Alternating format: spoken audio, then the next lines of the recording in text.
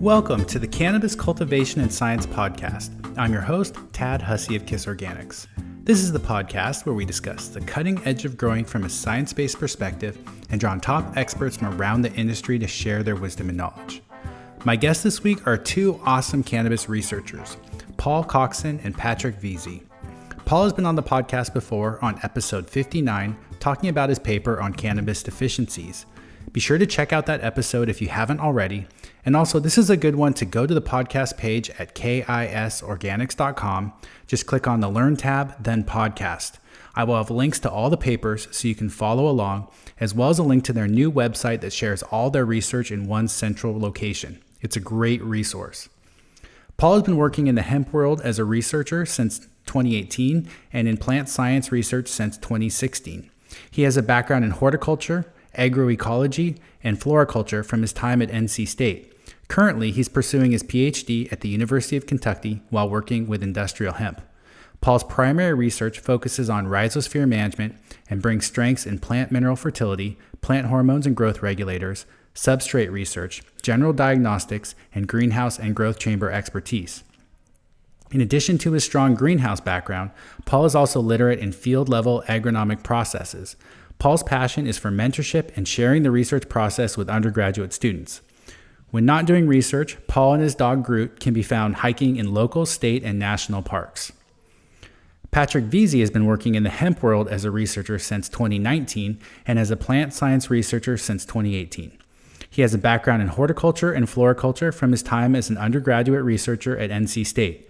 Currently, he is pursuing his Master of Science at North Carolina State and is focusing on greenhouse substrates for cannabis and other floriculture crops.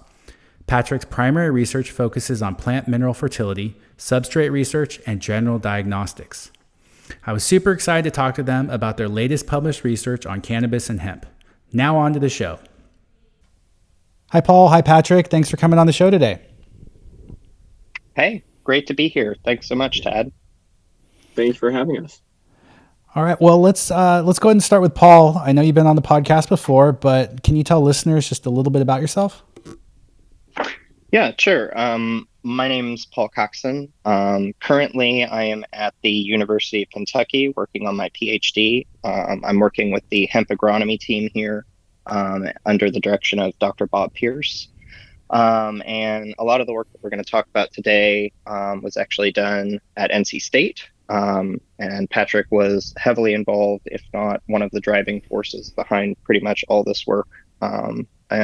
This was completed, like I said, at NC State under the direction of Dr. Brian Whipker, who does plant nutrition work there. That's awesome. And Patrick, can you tell us a little bit about yourself as well? Yeah, I am Patrick Veazie. I'm a master's student at NC State under the advice of Dr. Brian Whipker, and I currently focus on substrates and perlite replacements for cannabis and other floriculture crops. Most of this work was completed while I was an undergrad, but we're still working with cannabis heavily at NC State under Dr. Brian Whipker's program. It sounds like a great program. I love the research that you guys have already put out. For those that aren't aware, Paul's already been on the podcast.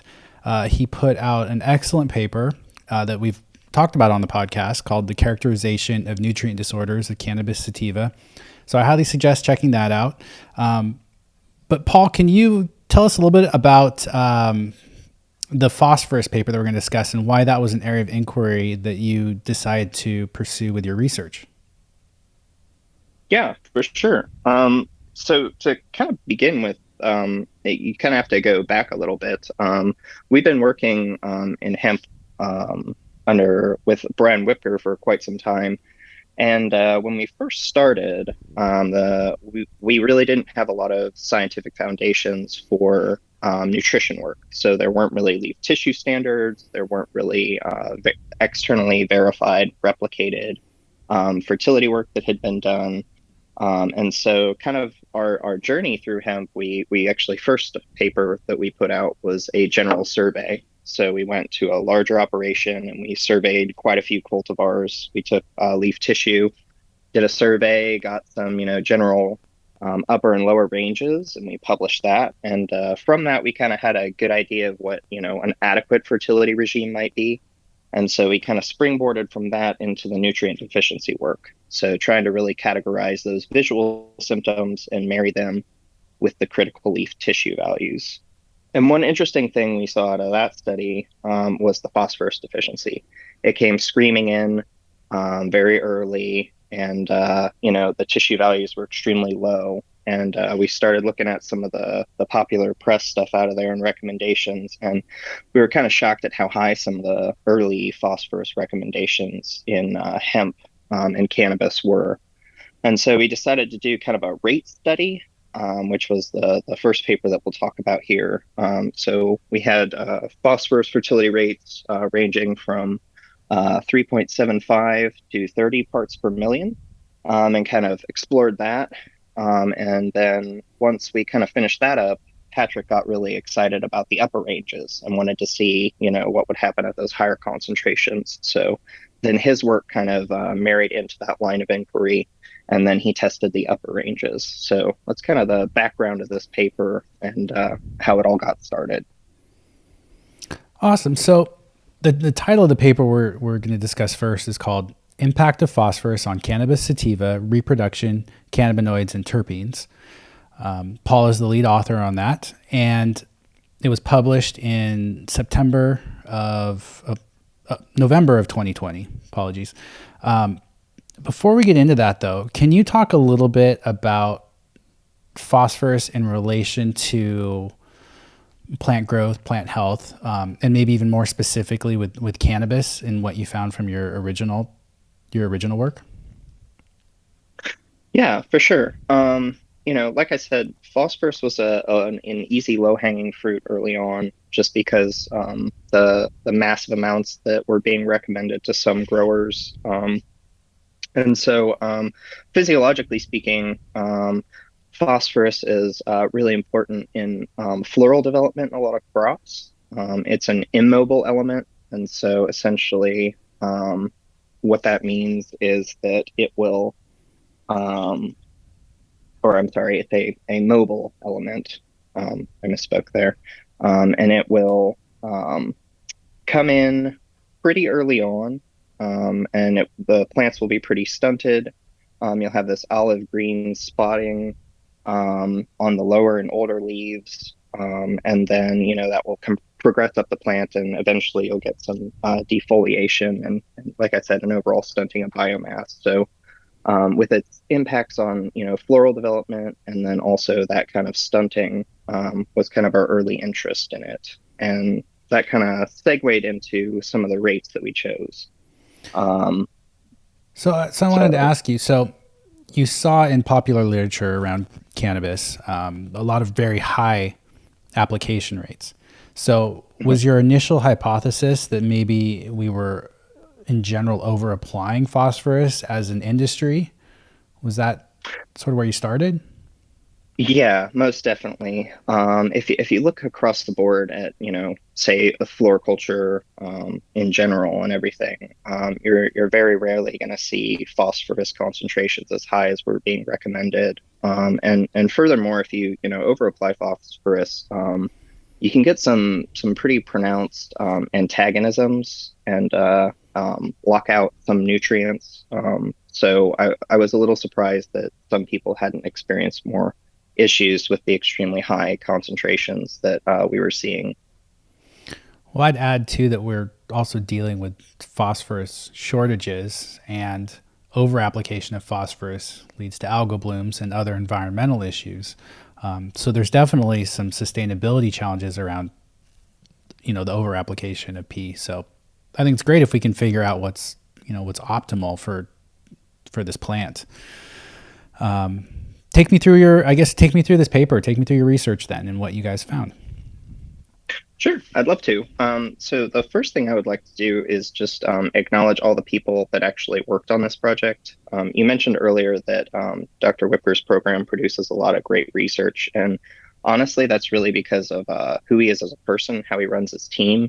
and then kind of the team mentality and group support that we have. So I'd like to definitely recommend that you all take into account that this was not just a one person show. It was truly a lab effort and everything.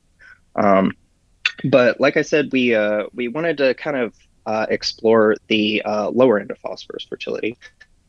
So typically when you're looking at nutrients, you have, your deficiency level, and then you kind of have this linear increase for your nutrients. And at some point it's going to plateau on the upper end for both, biomass production, but then also the accumulation of that nutrient in the plants. And if you get too high, you'll actually see a growth decrease.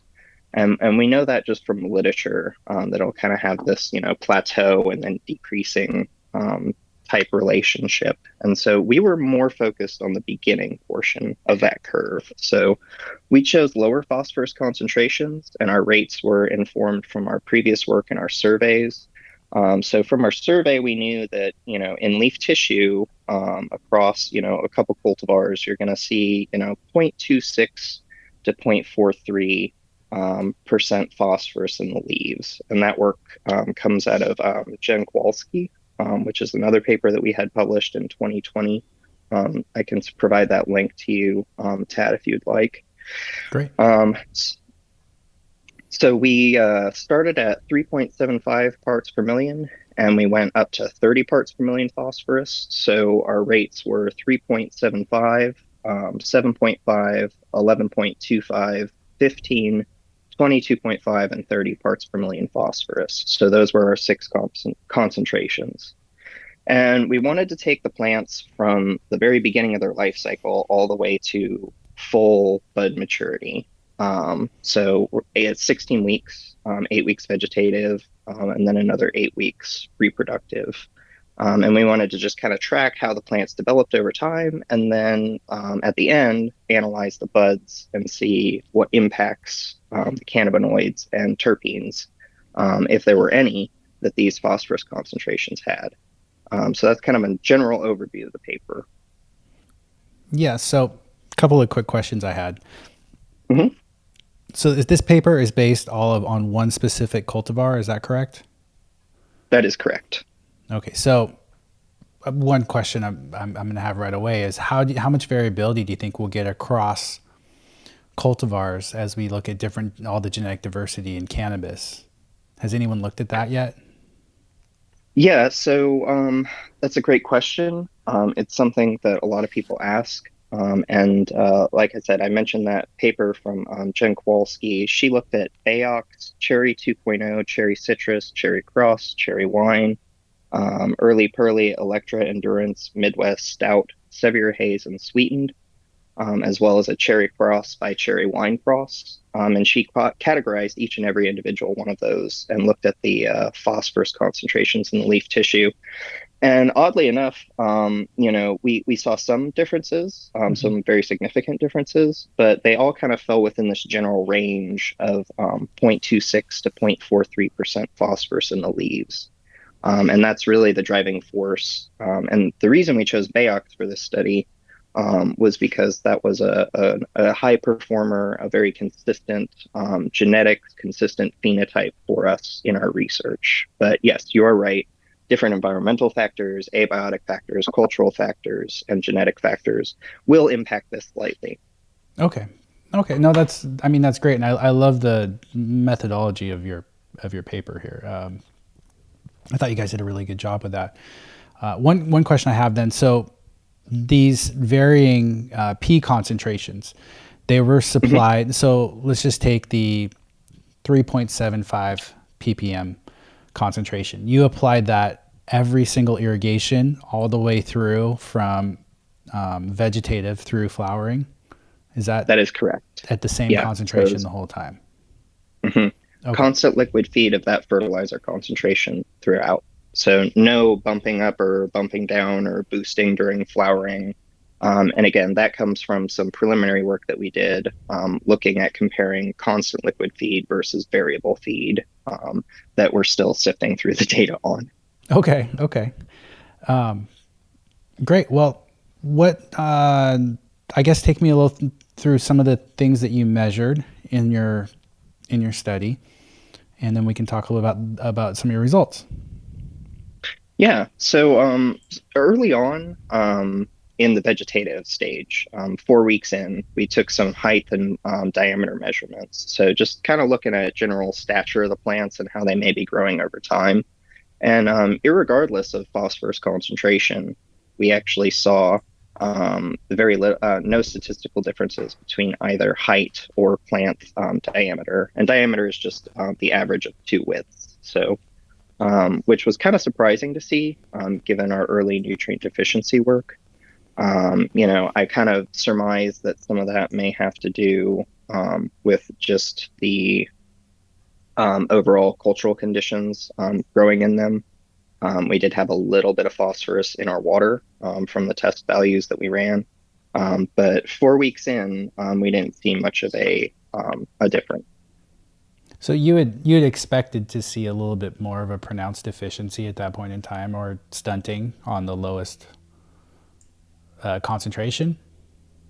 Yeah. Mm-hmm. Interesting.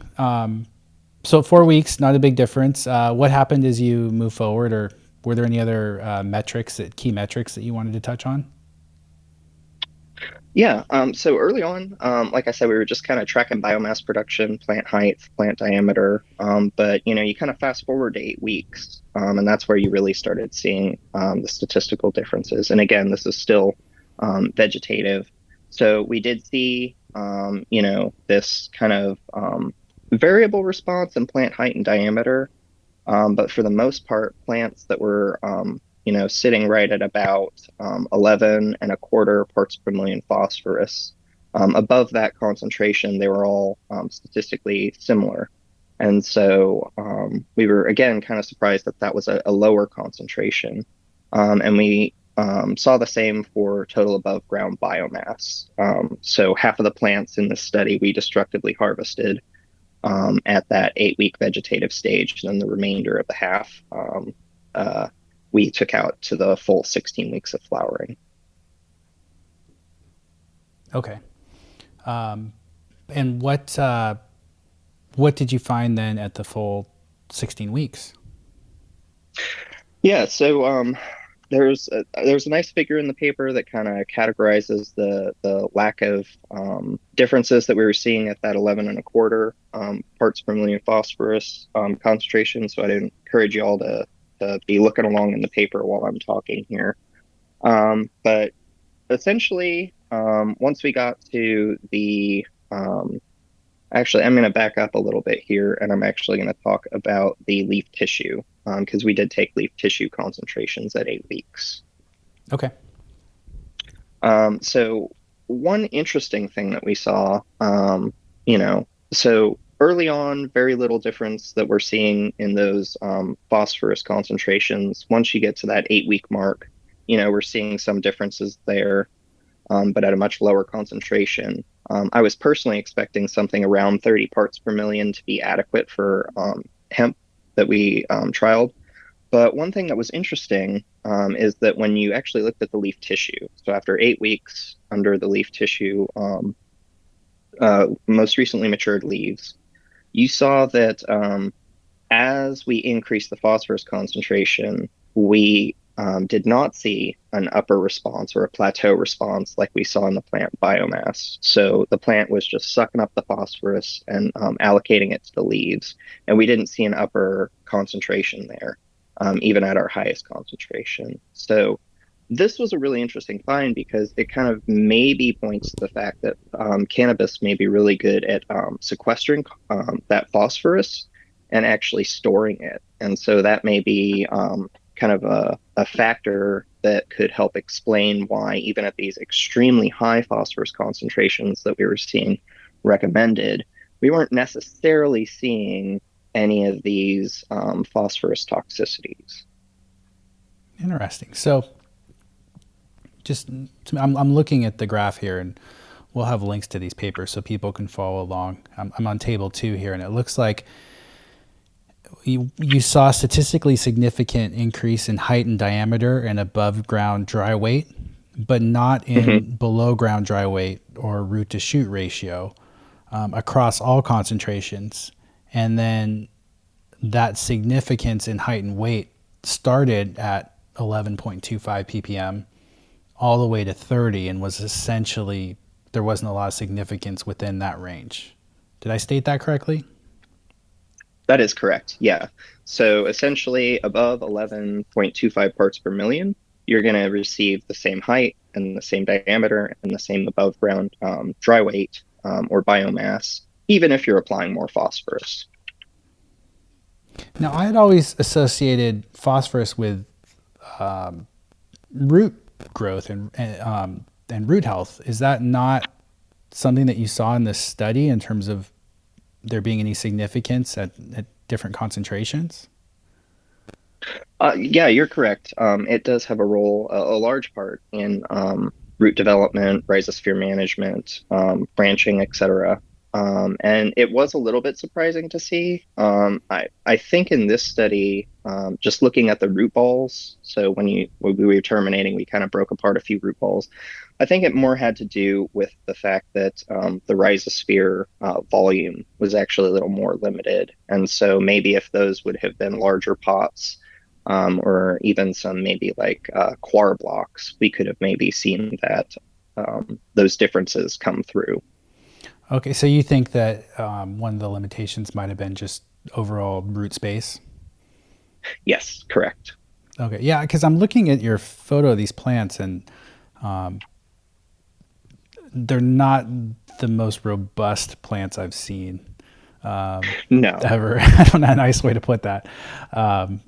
They look just visually, to me, maybe a little bit nitrogen deficient. What did you think of the overall plant health in relation to this experiment? I guess that would be my first question. Yeah, so we saw the same thing. You're very correct. Sometimes we as scientists we're really good at running experiments, but sometimes our plants may not be the most beautiful when it comes to that aspect. But when we actually looked at all of our macro and micronutrients, we were still within our survey ranges. So while the plants may not look the most overly robust and green and dark foliage, the tissue values are still within a healthy range. Okay. Oh, good. So moving forward from 8 weeks, I would assume you would start to see more drastic spread in terms of plant expression and plant health. What happened at that point? Yeah. So again, we sampled at about 12 weeks, looking at plant height and diameter, and there we did start seeing more of a trend. So we saw the highest height at a higher concentration, so 22.5 to 30 parts per million, as well as diameter. So once they go into that reproductive phase and start reallocating nutrients from maybe older leaves into the developing sinks, which are going to be your flowers, we did start seeing more differences there, which again was a little surprising, given how quickly the nutrient deficiency came in from the deficiency study. But at 12 weeks, we started really seeing that value of those higher fertility concentrations. One thing that's common in the industry is to have these, PK boosters where you're applying high phosphorus, high potassium in flower. How is that reflective upon your study in terms of what your findings were? Do you feel that phosphorus is potentially beneficial, or do you think that maybe the potassium is providing some more of the benefit that people are seeing from these applications? I guess, what are your thoughts on that? Yeah, that's a that's a really controversial question there because there's a lot of people on both sides that have very strong opinions on that. So I'm gonna speak more from like a plant physiology standpoint on that. Typically, what you see in most crops is that there will be this kind of lag phase behind the induction of the reproductive phase versus the vegetative phase. And most of the time, what you're seeing is that the nutrients that plant is taking up in the vegetative stage, a good portion of those will get reallocated into that developing sink. But you will have this slight overlap between where it's switching from vegetative to reproductive. And I think what a lot of people are seeing in the industry could be that kind of lag and overlap. Different crops will have a different kind of lag phase. And, I think that we kind of saw that some here. I don't know necessarily if it's going to be the potassium or the phosphorus that's giving that benefit. But like I said, I'm going to answer that question more from a plant physiology standpoint and kind of say that, it's not just this complete switch where once they go reproductive, they're not going to take up any more nutrients. So as plants switch from a vegetative stage to a flowering stage, as they're completing their life cycle, they are still taking up nutrients, and the ratio of those nutrients, I assume, changes. So you're saying that there's a lag between as they make that switch in terms of what nutrients are most needed? Is that what you're kind of getting at? Yeah, yeah, essentially. So, it's when a plant switches from a vegetative stage to a reproductive stage, it's not going to be an automatic on-off switch where they're going to immediately stop taking up any phosphorus, any potassium, any magnesium. They're going to continue taking up those nutrients as they're transitioning, but eventually, they'll start slowing down on that uptake, at least from a common physiology understanding. And you can kind of see that in other crops as they start dropping leaves and they start senescing and ending their life. The plant's just gonna, at some point, stop taking up those nutrients as much as it would in, say, a vegetative stage, and it's going to start heavily reallocating what it's already taken up. Yeah, I mean, that is a contentious subject in the industry in terms of what an optimal harvestable plant looks like.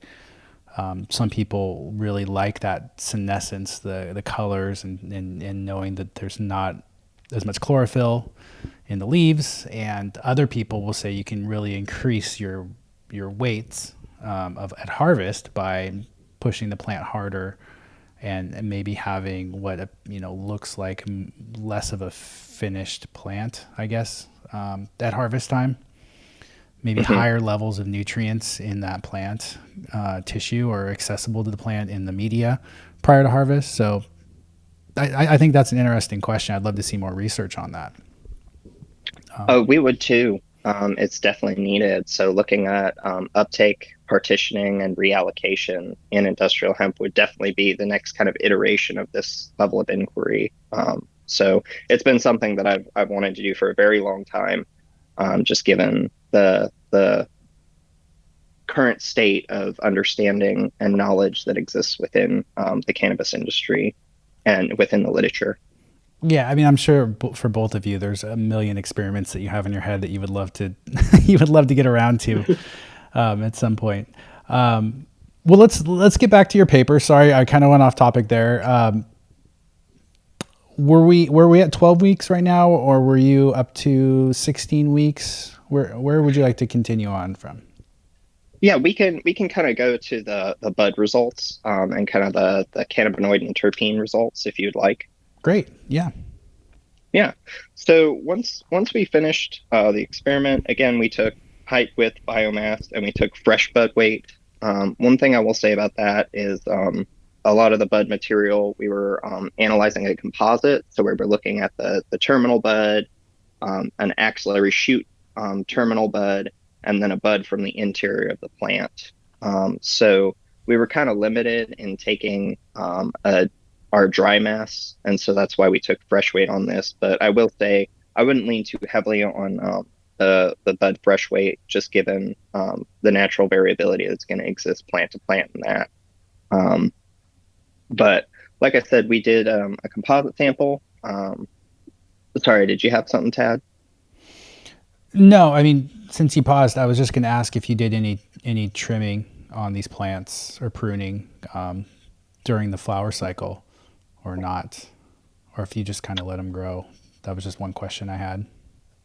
Yeah, so for the purpose of this experiment, we did not do any trimming, so just kind of as they were throughout the growing cycle. And the reason we decided to do that is we didn't want to potentially interfere with removing biomass that could still have some phosphorus resources that could be allocated to the bud or those developing reproductive leaves. That makes sense. Yeah, Okay, sorry. Keep going. cool. So then, like I said, we looked at the different cannabinoids and then some terpenes, and the results were kind of surprising. So, after that 8 weeks of vegetative growth, or sorry, reproductive growth, we really saw again this kind of plateau at about 15 parts per million phosphorus. So when you look at your delta 9 THC, and then if you also kind of looked at CBD and CBC, those had a plateau at around that 11 and a quarter parts per million. So 11 and a quarter to 15 parts per million. Above that concentration, we really didn't see an increase in those cannabinoids. So again, kind of mirroring what we saw early on at that kind of plateau range in the lower phosphorus concentrations that we studied. That's really interesting. That's much lower than I would have expected. Yeah. Yeah, no, it was very surprising for us too, which is part of the reason we were really excited to publish this and tried to get it out pretty quickly. But one thing I will mention on this, in the paper, these are listed as milligrams per gram. So when you're looking at those tables, don't assume that that's a percentage. Okay, that makes sense. Yeah. So when we looked at the actual active pools, so everyone's pretty familiar with kind of the acid pools versus the active pools. There in the paper we broke those up and we analyzed them separately because we wanted to see, okay, so if you are under a state that is going to regulate off of delta 9 versus total THC, and then looking at what's in your acid pool and what's in your decarboxylated pool. We kind of separated those. So when you look at the acid pool, the acid pools, which is where most of your cannabinoids are come from when they get decarboxylated there. Again, we saw a very pronounced plateau at that 11 and a quarter parts per million phosphorus for CBDA, THCA, total THC, total CBD, and total cannabinoids when you kind of sum them all together and then divide by the total cannabinoids analyzed, which was, again, pretty surprising. A lot of times in science, you don't see something that cut and dry, but this was a pretty strong trend. So almost like a bell curve, like it kind of with 3.75 on one side and 30 on the other, it kind of peaks at the 11.25 range for almost all your cannabinoids. Slightly. Maybe it's more of a roller coaster going up to the top and then just coming down a little bit. Yeah, more like that. So kind of the first half of like a bell curve or a horseshoe. Yeah, So, okay, you're perfect. coming up, you're coming up, you're coming up, and then you level off kind of at that bend, and then you kind of stop. Now, was that statistically significant? I couldn't say it, between the 11.25 treatment and the 30 parts per million treatment, and the difference you saw there? Because I see that your total cannabinoids, for example, are higher at 11.25. Your total THC is higher. Was that considered significant though? So it was not statistically significant. And part of the reason there is if you look at the standard deviations, we had quite a bit of variability, a little bit more than I was hoping for. Again, it's important when looking at any type of graph or figure to look at how much the data is varying. And so our standard deviations were a bit higher. But you are correct, between 11.25 and 30 parts per million, even though the means were higher at 11.25 compared to the 30, they were statistically similar. Okay, so if we were just going off this research in this table, we could confidently say that 11.25 ppm is going to produce better cannabinoids than 3.75. but you can't confidently say that 30 ppm is necessarily worse than 11.25, other than the fact you may be over applying phosphorus based on these charts. Yeah, so it's it's kind of hard to make sweeping generalizations in the sciences and everything. I Sure. think everyone's pretty well aware that based on, your vapor pressure deficit, what type of lights you're running, what temperature you're going for, are you using kind of a living bed, or are you working in an inert media? All of these recommendations will change. And again, when you add into that, the slight cultivar differences that you're seeing, it makes it really difficult to make an absolute, all-encompassing, definitive statement on this is unequivocally the best phosphorus concentration. The thing I always recommend is, this is what the data is saying. And at the end of the paper, we kind of give a general range, but to always make sure you're correlating that back to leaf tissue values. Because if you're just focusing on what you're applying, once it goes into your system, microbes may use some of it if you're amending with microbes and you're going organic. And so that may decrease the available phosphorus to the plant. But your leaf tissue is always a good go-to because it tells you how much phosphorus the plant is actually getting, which is again why we started with the survey ranges, because if you're in a highly organic system and you're amending with a lot of bone meal, takes time for that to break down. There's a cost as that phosphorus goes to the microbes and then gets, mineralized for the plant. And so you really want to fine tune your own specific operation by checking your leaf tissue. Yeah, absolutely. I don't mean to imply to listeners that this study is at all definitive about optimal phosphorus levels. And that there's still a lot of research to do, but I think that the trend that it points to is really interesting, and I think it would give people a starting point for where to consider, starting a trial or experiment in their own garden or facility. Yeah, absolutely. I definitely agree. There's way more research that needs to be done. Other scientists, other cultivars need to be studied. We can only all get better together as more and more data comes in. But kind of going back to the next table in the paper, where we looked at the terpenes, pretty much across the board, we saw a lot of variability and not a lot of statistical significance. And so, we were somewhat hoping that we could kind of correlate these mineral nutrients going into the system and potentially see an impact there. But really, the only one that we saw an impact in was, I'm going to butcher this. I think it's granol or geranol. I can't remember off the top of my head how to pronounce that. I do apologize. In that one, we actually saw lower concentrations above the 11.25 parts per million for that particular terpene. Would you have expected phosphorus to play a bigger role in terpene expression based on what you know of how the plant utilizes phosphorus as a mineral? So as far as like upstream effects in the physiology, your phosphorus, your sulfur, your nitrogen, they're going to play kind of a role in most enzymatic processes. And so we were potentially thinking that there could be some downstream effects, but it was a long shot. But you miss 100% of the shots you don't take. So we wanted to try and throw in this data set to see if we could kind of quantify maybe some far downstream effects. Oh, no, I think it's great that you guys took that data. I think it's really interesting that you didn't see a difference. I don't know what I would have hypothesized, but yeah, that's very interesting. So I'm glad you guys did that. Can you tell me a little about the discussion part of your paper and sort of what some of your conclusions were around this trial? Mm-hmm.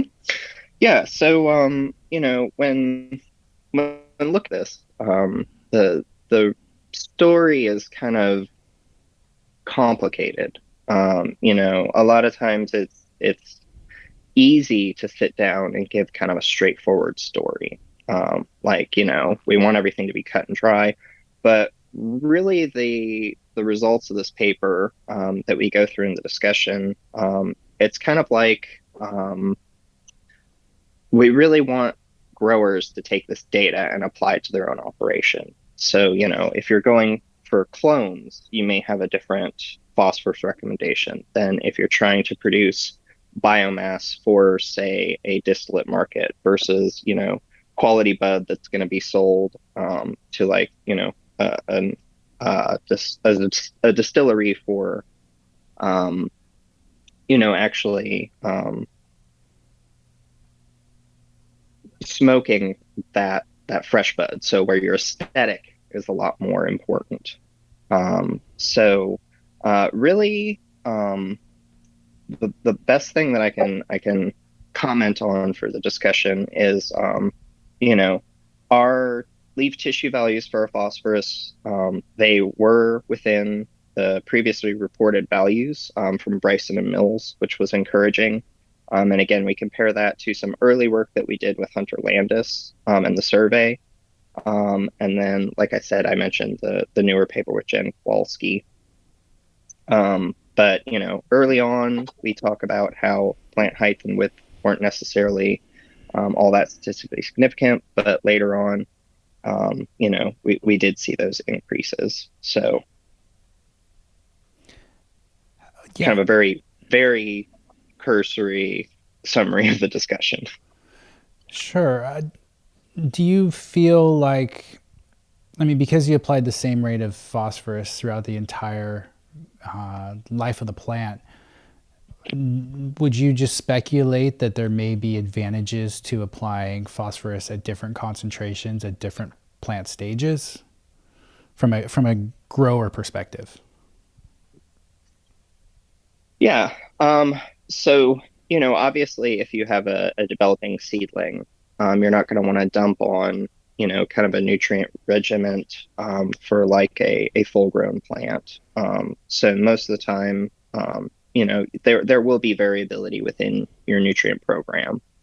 But as far as correlating that to specific stages, at this point, I really do think that we need quite a bit more research, going into that, because a lot of this research here is not necessarily a one-to-one comparison or for most growers, because they are on that variable regiment model. And so, one of the things we have to do in science is kind of go back to kind of the least common denominator there, and we have to kind of eliminate that variability from the phosphorus. So we apply that phosphorus at a constant rate so that we don't get any confounding effects from a variable rate of phosphorus application. But I would love to see this work continue, and then actually testing different regimens and different timings.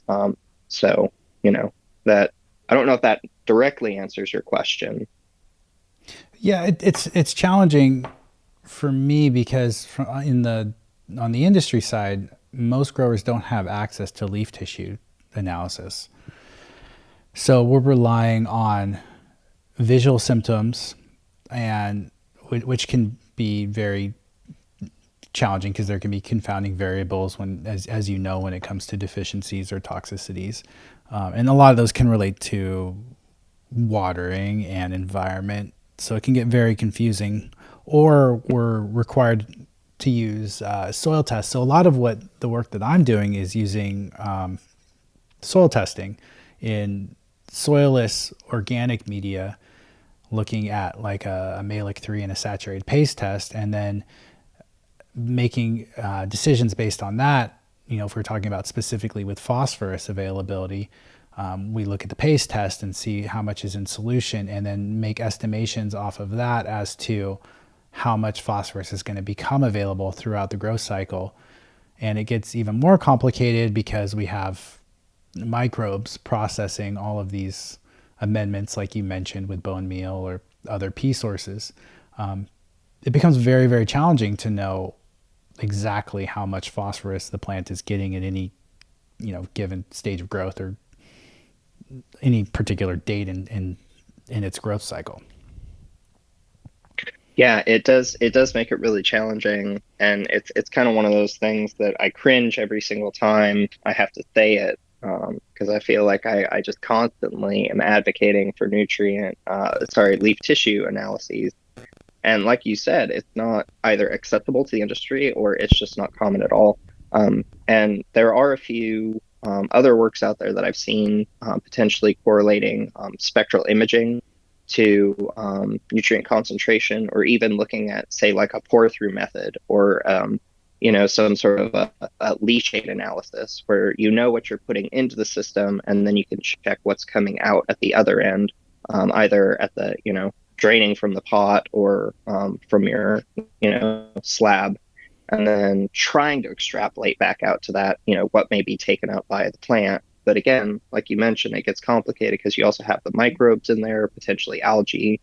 But there's definitely more research needed to try and potentially find a quick and dirty method for the industry, so that we don't have to rely on these costly and often resources. Yeah, and like you mentioned, affordable too, because that's a big Mm-hmm. issue for a lot of growers right now, especially in the current state of of where our industry's at nationally. Which is, I'm really curious to hear as we move on to Patrick's work, because one thing that we've found in our testing, and just correlating the data that we're getting off of soil tests with plant health and yields in the facilities that we work with, is that we can apply significantly lower levels of phosphorus and even have lower, like one of the best performing facilities I work with has consistently low available phosphorus. And yet if you look at their bud and dry weight, it's phenomenal. So I've always leaned towards lower P levels. So I'm really curious to hear, Paul or Patrick, what you have to say in terms of the research that you did, if we can move on to your paper. How does that sound? Yeah, I did want to make a comment on the variable versus continuous phosphorus rate. I think it also really stems back to your production practices. Here, we were not pruning, nor are we defoliating the plant, because phosphorus is stored in those lower leaves and it's mobile. So as the plant needs it, it has the ability to move them up to those sinks, which would be your developing buds. So one of the things is that if you are not pruning and you're not defoliating, you actually kind of have a small storage unit in those lower leaves that the plant's able to move up to where the buds are developing. So you may not need to boost later in the production cycle as you're having bud set. However, if a grower is pruning or defoliating, you are removing those nutrients off the plant that could have potentially been mobile to go to that new sink. So I think with us using a continuous rate and not pruning, we were able to use those mobile nutrients that were stored, so that growers should also evaluate their production practices. But this is a good starting block for the bare bones of the plant to see how phosphorus interacted in the plant without pruning. Additional work does need to be done with pruning, defoliating, and leaching of the system and flushing to see, do you need a boost later if you remove the phosphorus that you store up at a young plant when it's not necessarily needed before flowering. Yeah, that's an excellent point. I'm glad you brought up that comment. And I do hope we do see more research come out around pruning, because we have a pretty wide range of cultural practices in the cannabis industry, ranging from removing pretty much all fan leaves to leaving a significant amount of canopy. So yeah, I would love to see that research. Maybe that's something you guys will do someday. Well, let's tell me a little bit about so the paper that you authored is with Paul and Dylan Kidd and Brian Whipker. Is called Elevated Phosphorus Fertility Impact on Cannabis Sativa, Bayox Growth and Nutrient Accumulation. Now, what led to you your interest, I guess, in formulating this trial and writing this paper? So initially we started off with Paul's work looking at the lower fertility ranges. And I remember I went into one of the hemp grow stores, which was close to where me and Paul had our research going on. And they were selling products that had close to 200 part per million phosphorus in it. And I struggled to understand how I could get, or we were getting healthy looking plants at, 11 and a quarter, 15, 30. And someone is selling a product that is 200 part per million phosphorus in it. And, we were seeing other things online saying that you really needed to boost it up, even up to the 250, 300 range. And it was harder for me to comprehend why that was needed and why a grower should invest that much money when we were able to get results for much less. So Paul and I decided to build upon his work and expand it further to these upper rates. But then also backpedaling to Paul Nelson, who was a former professor at NC State, and Josh Henry, who was a former PhD student. They looked at other floriculture crops and phosphorus as growth control. So as you increase phosphorus to higher levels, you get more internode stretch. So Paul's work was looking at those lower rates where we might have been seeing growth control and not seeing as much internode elongation. So we wanted to compare it to what the industry was doing and how that affected plant growth. Did we get really lanky plants that needed to be supported, or were we controlling that internode stretch by using less phosphorus while still getting the same growth pattern as the other two researchers found with many other floriculture species? So this was more of, well, we know what happens at lower rates. Let's test against what we're seeing in the industry of these, what we considered elevated phosphorus compared to what was needed to be considered healthy. That's great. Well, take me through your paper, I guess. What was the sort of your methodology, and what were you measuring? So I followed a very similar system that Paul used. I used 4 different phosphorus fertility rates of 15, 60, 120, and 180 part per million phosphorus. And this was constant feed. And the only element that I modified was the phosphorus rate. We held nitrogen constant, all the other macros and micros constant, other than the phosphorus, so that we try to have that fair comparison of everything is held equal but the phosphorus rate. So just because we did have high or low P doesn't mean that our nitrogen changed so that we didn't see impacts of other elements. I grew the plants for 12 weeks in total, 4 weeks vegetative and 8 weeks reproductive. And once again, similar to Paul's, I did not prune, trim, modify the plants.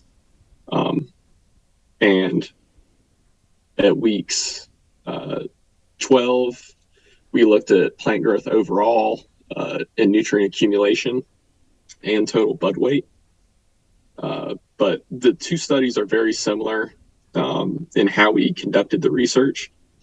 We basically had a cut and paste system for the two, where we only modified the phosphorus rates that were used to try and give that fair comparison.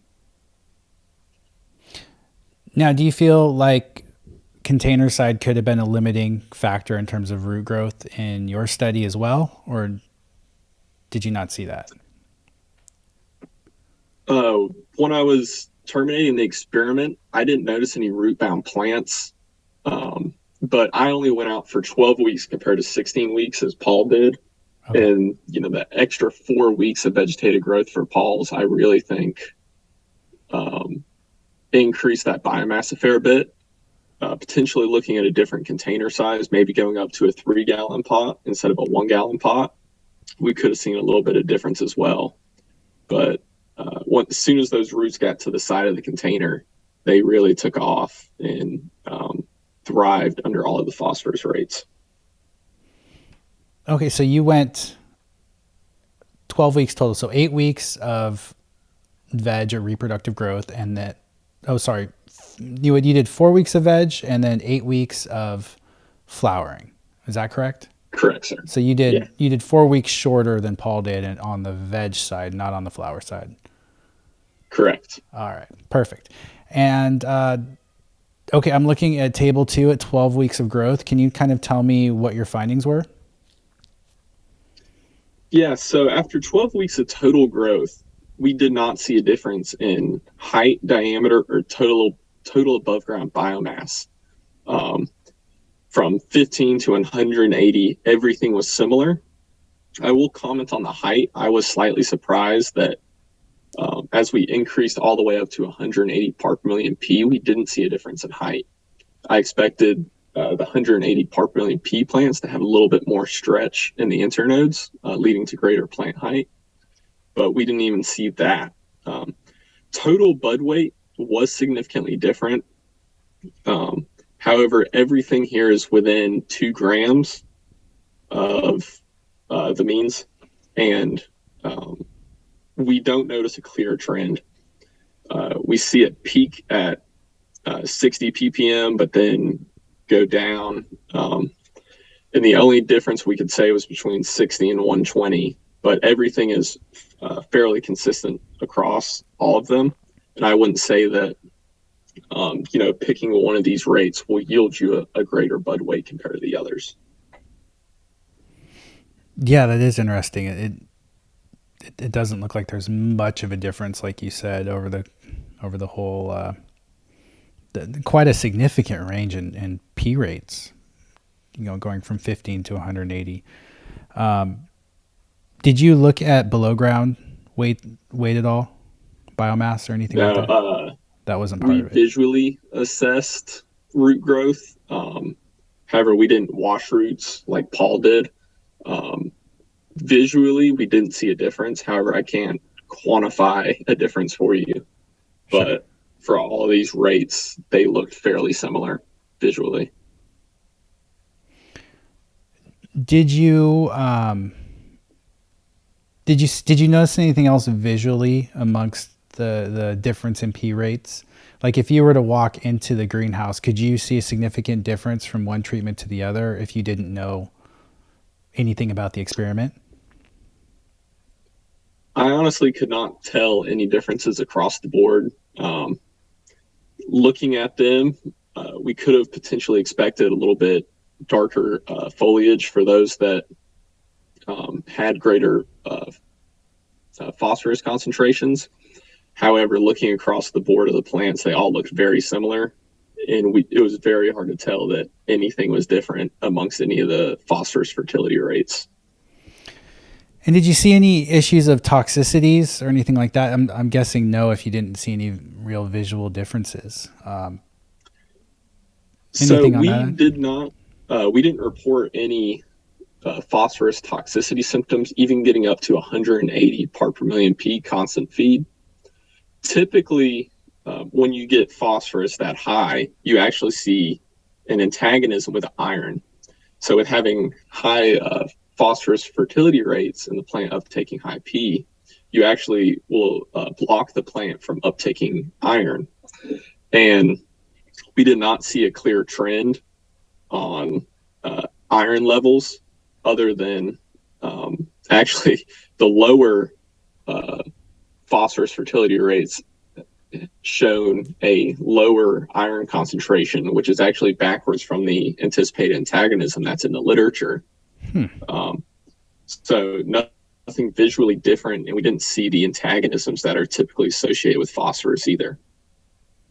Yeah, I'm looking at that chart right now. Was there anything else in this chart that you wanted to point out on the terms of nutrient accumulation in the leaf tissue at 12 weeks? So on the 12-week nutrient accumulation, I definitely want to highlight the phosphorus. And we noticed down at the 15 part per million P, we have the lowest phosphorus foliar concentration, which is to be expected. However, we noticed that we don't really see a plateau. 15 to 60 is a linear increase. 60 to 120, they're not different. But even when you get up to 180p, it's significantly different than all the other ones. So you can supply the plant with as much phosphorus as you possibly can, it seems, and it will uptake it. However, just because that plant's uptaking it, we're not seeing that return in investment on your growth. So the plant's exhibiting luxury consumption, and it is likely that it can sequester it very well all day and it won't antagonize other elements of the plant, and it's good at storing it. However, you're not seeing a return on that in terms of plant growth in this study. But you're not seeing any antagonisms necessarily either at those high doses. Correct. So it's really not, you're just wasting your money kind of thing. Yeah, it's not harming the plant, but you're not seeing a benefit of it. It's seeming that it's just storing it in the plant and it's sitting in the leaf, not harming it or helping you. So this kind of points to, if we can get away with that 15 to 30 range that Paul noted, why do we need to have 108 part per million phosphorus supplied to the plant when it will uptake it? Of course, it's not just leaching out the bottom of the pot, but you're not seeing that increase in growth or increase in bud weight. Yeah, so why? I'm trying to figure this out in my head as I'm saying it, so this may not be a complete thought. I'm noticing that the K levels went down, the K levels went up as you went from 15 to 180 ppm. Your calcium levels went down. Is that related to pH at all? Or I would have initially thought that you would have had greater root biomass, potentially leading to greater overall nutrient uptake with higher P levels, but that doesn't seem to be the case. How would you begin to explain, I guess, those numbers? Looking at the uptake patterns for those, seeing the potassium increase, I'm not aware of any literature that's published on increase in potassium foliar uptake with increasing P. Mm-hmm. However, we do see that strong trend. But I also want to point that it's following similar to the phosphorus, where that 60 and 120 are fairly similar as well, in being greater than 15. But not necessarily similar to the 180. It kind of seems that it plateaus for a while and then increases once again. And then for the calcium decrease, I'm not aware of an antagonism between phosphorus and calcium. Paul, are you? So if you refer to, there's a chart called Mulder's chart, MULDER''S chart. And if you're not aware of this resource, it's a good chart to be familiar with. It looks kind of weird to begin with. There's a whole bunch of nutrients kind of around a circle and a whole bunch of arrows going together. But as far as phosphorus is concerned, you will see an antagonism between phosphorus and calcium, and that's kind of what the arrows are indicating. One nutrient may essentially have a stimulation or a synergism with another element. So if you get an increase in phosphorus, for example, you may get more magnesium. And then if you get phosphorus too high, like Patrick said, it can cause antagonisms with iron, and calcium is one of those that it can cause antagonisms with. So I would say that decrease is probably what we were seeing there. And again, this is more of a guideline. It's going to really depend on what type of system you're in. Are you in soil? Are you in a substrate? Are you using, water-soluble fertilizers? Are you in an organic system? So Mulder's chart's more of a guideline and general trends, but there are some nuances that could exist. Like you said, Tad, pH is one of them. Yeah, it's definitely complicated. I found it not to be quite as useful for me in organic production, just because there's so many more variables associated with it, and the nutrient cycling from microbiology just contributes a whole nother factor there, and also another level of buffering, I find. But my initial thought when I saw these results was, okay, there's the increase in P is probably leading to a greater root biomass, which means we're getting better nutrient uptake, which explains the K.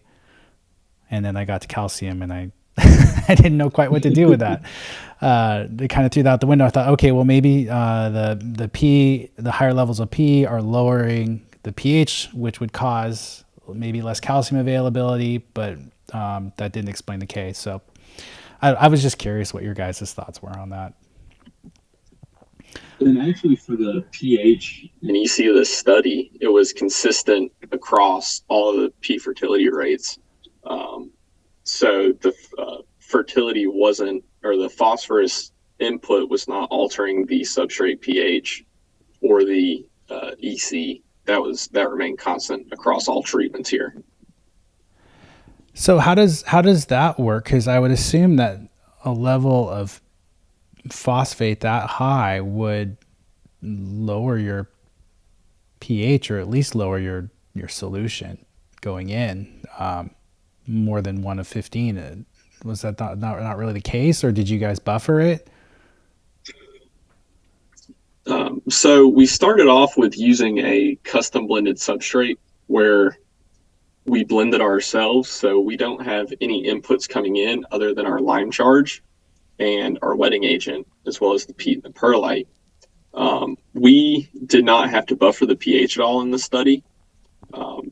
We used modified Hoagland, so everything was fairly well balanced. And after 12 weeks, we didn't see a impact on substrate pH. And that is partly by trying to really carefully balance the salts and the plant taking them up rapidly. But after 12 weeks of growth, we didn't see any impact on pH or EC. Paul, when you were increasing your P fertility rates, did you see an impact on your pH or EC?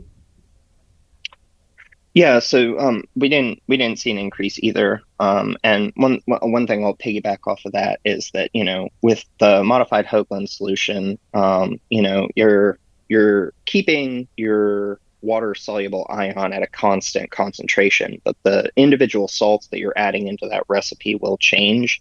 And based on that change, we did have to add in some sodium hydroxide into the system to kind of even out some of those pH charges there. So kind of to answer your question, Tad, we didn't necessarily amend the substrate pH, but when we're custom blending these fertilizer solutions, sometimes we do have to increase our sodium hydroxide to kind of buffer out that increased pH charge that could be coming from, adjusting some of the salt inputs.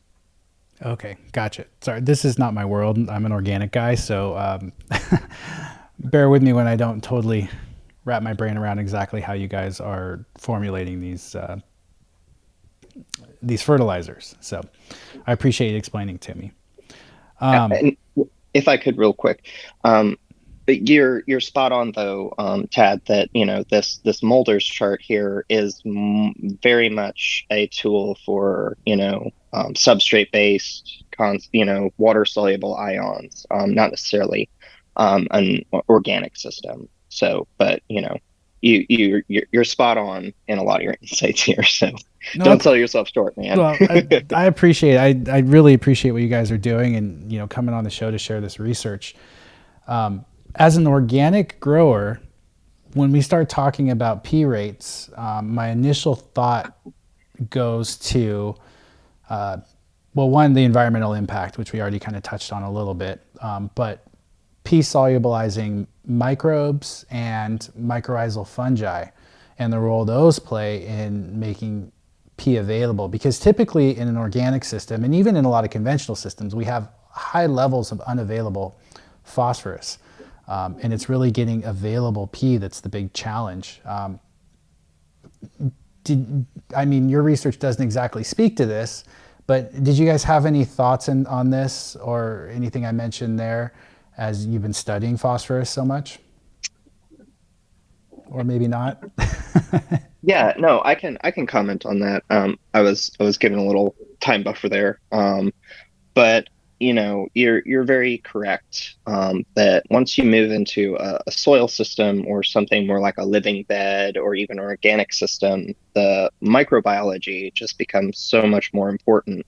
And you have, your adsorption, your desorption of the ions, your complexation, as well as, what the microbes are going to eat, the rate of microbial growth and mineralization. And it becomes just so much more complex. And oftentimes you have to dump a whole bunch more reserve phosphorus into that type of system just to get your plant available. Um, so, one of the things that would be just absolutely amazing would be looking at the adsorption and desorption of phosphorus under these main systems that the industry is using, whether that be like a living bed or actual some sort of soil-based work. So, but before we get there, there's a few key aspects that need to be explored, such as uptake and partitioning, and then reallocation would be another. But you're spot on, Tad, that this is an extremely dynamic system, and oftentimes your reserve or soil pH can be just so much higher than that, which the plant available concentrations would be.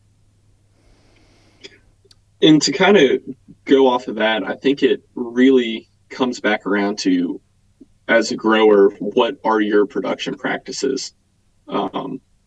So if you're going in a hydroponic system, this kind of acts as a cornerstone to say you can really dial your phosphorus rate back compared to being in an organic system. You may need to increase it and give yourself a little bit more of that buffer. But this kind of acts as, what is for plant available P, how much of that is needed in certain systems. And it's kind of a good cornerstone for where growers can start to look at. But everyone needs to kind of modify this baking recipe for what they're doing and how it's going to work for them. While this serves as a good cornerstone of literature, because it's been all plant available P, those who are using more soil or organic systems will need to modify it, but this is a good starting point.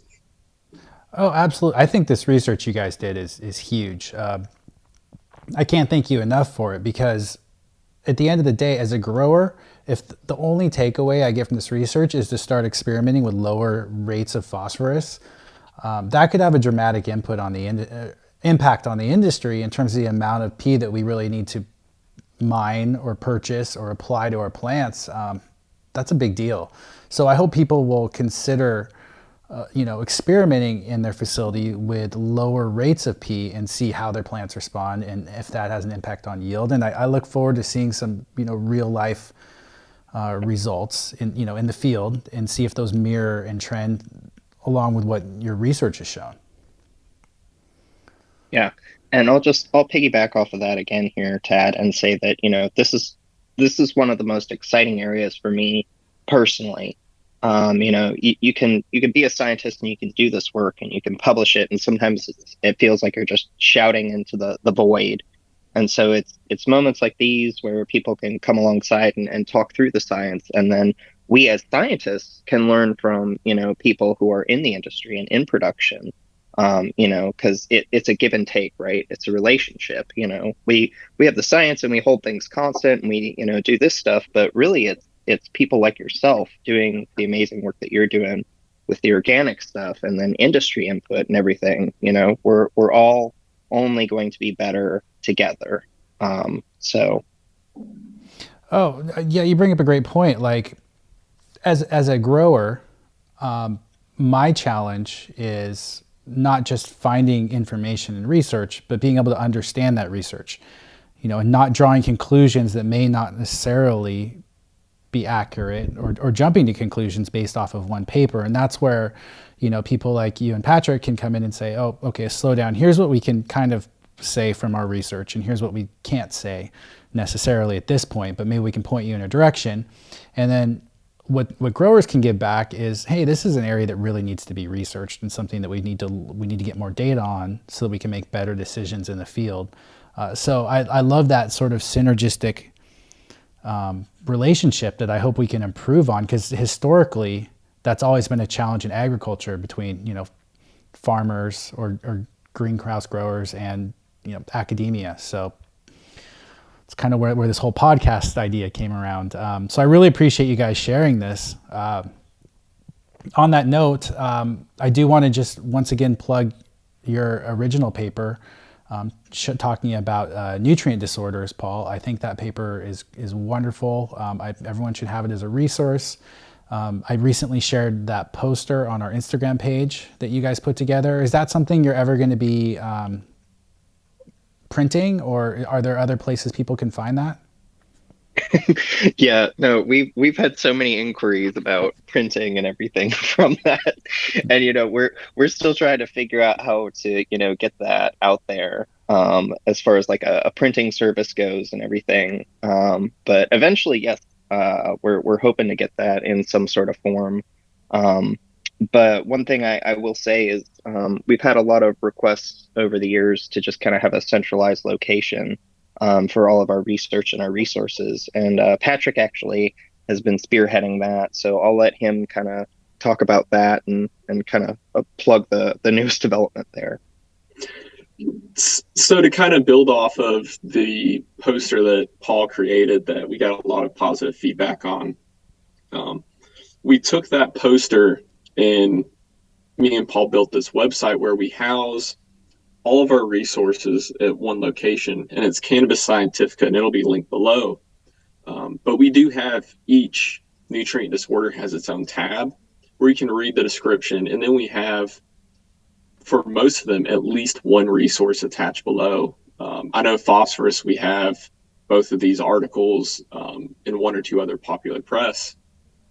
But this website was really to build a culmination of all of the grower magazine and extension alerts that we've put out, as well as our scientific research. So for those who are just simply trying to diagnose something, it's an excellent place to start. And if you want to go into detail on, how can I craft my phosphorus rate or my magnesium rates, you can go on there and you can find more of the in-depth science and what we observed, as well as all of the images and photos that we've culminated and put in different places. Now we finally have them all housed in one location for people who are trying to problem solve. Awesome. Yeah, I'll definitely have that link available on the podcast page and where social media allows me to put links. I know Instagram makes it really challenging. So we'll definitely have that on the podcast page for folks. That's so cool that you guys make that available to people. The last thing I want to touch on, and hopefully have you back on here soon, guys, is to talk about, you have another paper out called Magnesium's Impact on Cannabis Sativa Growth and Cannabinoid Production. I would love to get you guys back on soon to talk about this most recent paper talking about magnesium. For sure, yeah. So Patrick actually was the one that spearheaded that. So it'll be nice to come back on because I'll be able to take the back seat on that one. Wonderful. Well, I'm sure we'll get questions out after this phosphorus podcast post, and maybe we can answer those and then tackle this magnesium paper here soon. I really appreciate you guys. Thanks so much for coming on. Any last words before we sign off? Just thank you so much for allowing us to highlight our research and really get it out to growers and everyone who could hopefully benefit from it. And thank you for all the work that you've done with the industry. Thanks, Patrick. Yeah, I would again just say thank you so much for having us, Tad. It's great to be back on. I always really enjoy your podcast, your Instagram, your posts and everything. They're always just super insightful, and I love how you just bring this amazing synergistic view to all of your work and this attention to detail. It's really inspiring. So we appreciate you highlighting the research and your partnership, and to all the growers out there, keep growing, keep doing what you're doing. We're all only better together. Awesome. Well, you guys have a wonderful rest of your day over there on the East Coast, and look forward to talking soon. Sounds great. Thanks, Dad. Thank you.